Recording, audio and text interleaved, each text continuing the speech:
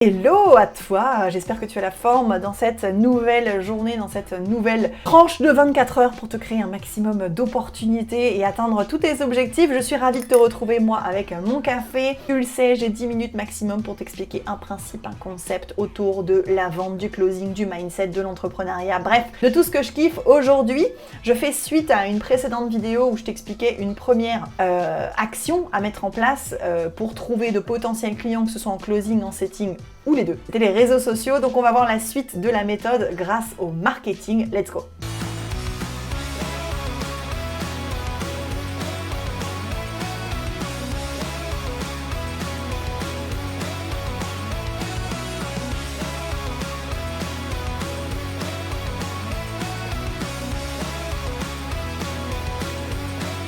Alors le marketing, c'est quoi? Le marketing, à partir du moment où toi tu es à la recherche d'une opportunité, encore une fois que ce soit closing, setting ou les deux, peu importe, va bien falloir que tu te dises que Google est ton ami, les réseaux sociaux sont tes amis. Souvent, tu sais, quand on est sur les réseaux sociaux, on scrolle un peu, tu sais, principalement sur les réels Instagram, on scrolle.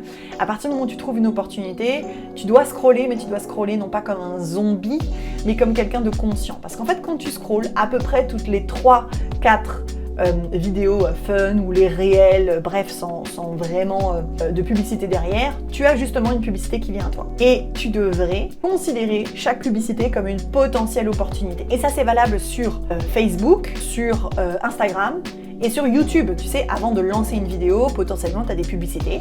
Tu devrais faire attention à ces publicités. C'est hyper important que tu imagines que chaque publicité est une opportunité potentielle. Tu vas cliquer sur la publicité et puis ensuite tu vas prendre le temps de te renseigner sur l'entreprise.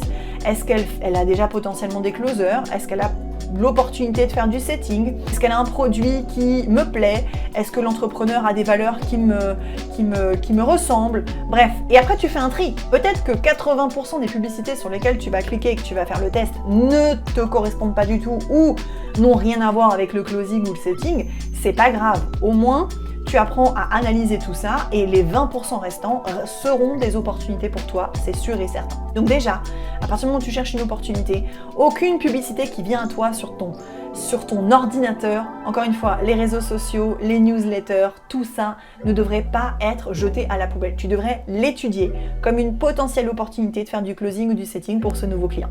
La deuxième chose à laquelle je voudrais que tu sois attentif, c'est Google. On va prendre un cas de figure très simple. Imagine que tu as envie de closer pour des formations en langue. Donc tu vas tout simplement aller sur Google et tu vas taper formation en anglais professionnalisante. Et c'est pas compliqué. Tous les résultats que tu vois en première page sont forcément des entreprises qui payent directement ou indirectement pour apparaître dans la première page. Donc encore une fois, ce sont des potentiels clients. Et tu devrais faire cette recherche quasi quotidiennement. Comment je pourrais dire, challenge-toi pour trouver plein de mots autour de ça. Formation en anglais professionnalisante, formation en anglais à distance, formation en anglais certifiante, formation en espagnol professionnalisante, etc., etc. Pourquoi? Parce que Google analyse chacune de tes requêtes. Plus tu fais des requêtes autour de formations potentielles que tu auras envie de closer et qui donc sont des potentiels clients pour toi, plus Google va t'amener des résultats qui vont t'aider dans ta recherche. Tu vois ce que je veux dire? Plus tu recherches formation en anglais, plus les publicités qui vont arriver à toi vont te montrer des formations en anglais.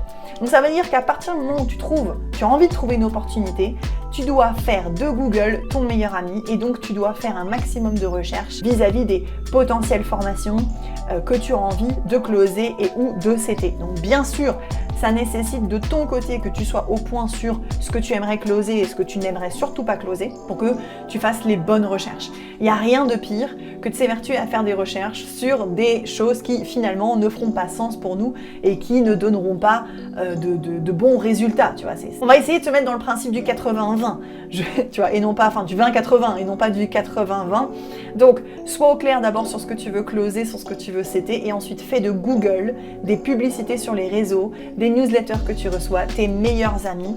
Apprends à détecter une opportunité directement de ces publicités ou pas, et tu verras que tu vas trouver une opportunité très très vite. C'est comme ça qu'on l'apprend dans notre formation en création d'entreprise et c'est comme ça que beaucoup de nos élèves trouvent des opportunités tout seuls comme des grands. J'espère que cette vidéo t'a aidé. Je vais terminer mon café. On se retrouve demain pour une prochaine vidéo. Je te souhaite une très belle journée et à bientôt.